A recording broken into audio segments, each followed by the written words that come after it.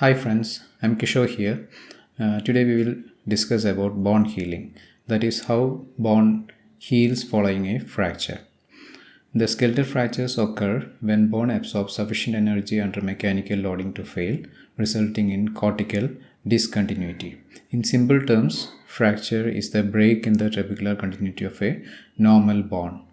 Fracture healing is the biological process by which trabecular discontinuity of the bone is restored. It's a complex mechanism which involves several different cell types, proteins, and expression of hundreds of genes working towards creating a structural integrity without scar formation. This fracture healing is nothing but mimicking the embryonic endochondral bone formation. We might know that in embryo the bone is first woven type. This has to be converted into lamellar bone by a process called endochondral bone formation. This process is being copied in fracture healing.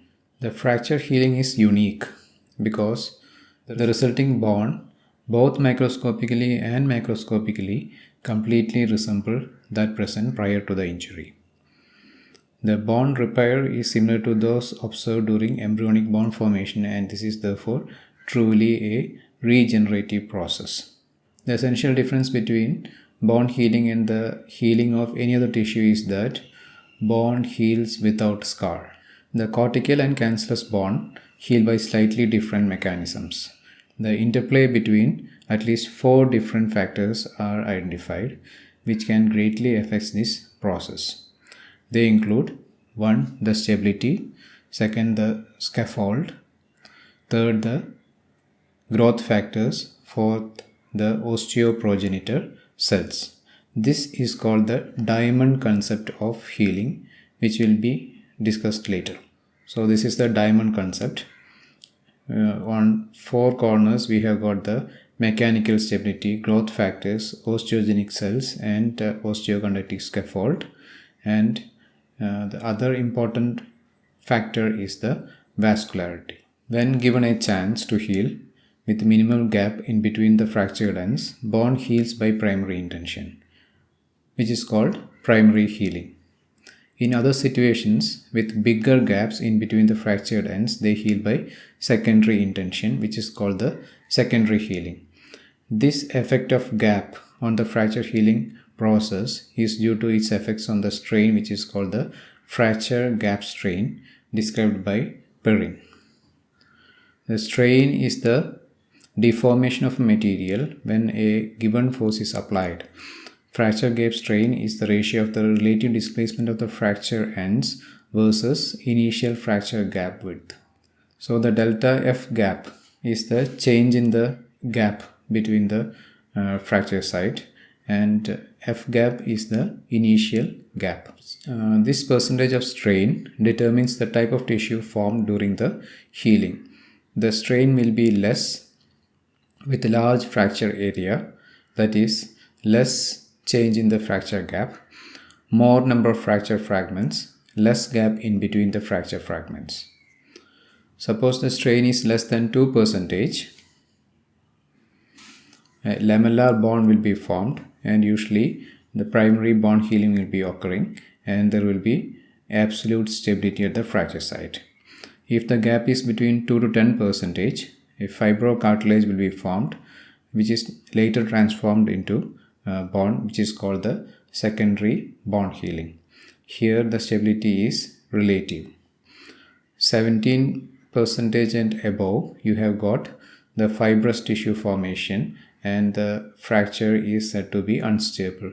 If the strain is 100%, only granulation tissue will be formed, and there will be absolute instability at the fracture site, and no new bone will be formed.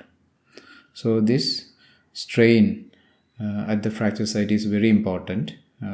It is relatively a newer concept in fracture healing. Once again, the percentage of strain determines the type of tissue formed during the healing. First we will be discussing about the primary bone healing. In case of cortical bone, this is by something called osteonal remodeling by osteonal cutting cones. This requires absolute stability at the fracture site. There should not be any gap at the fracture site, and the ends of the bond should be viable. Suppose there is a small gap, a gap of less than 500 microns.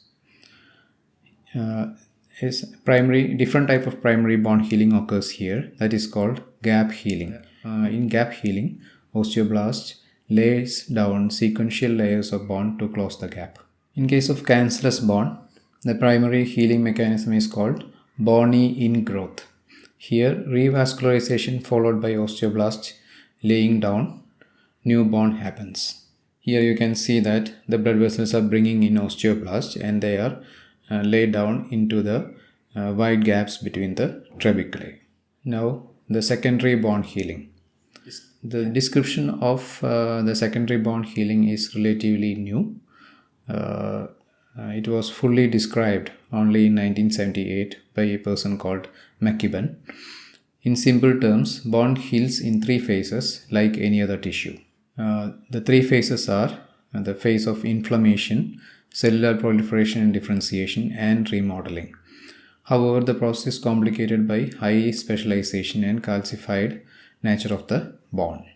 The hallmark of secondary bond healing is a connective tissue formation called callus. So, what is callus? Callus is a specialized connective tissue. Callus is formed because of the ambient strain stimulating fracture gaps to form new connective tissue. For this to happen, the strain environment should be between 2 and 10%.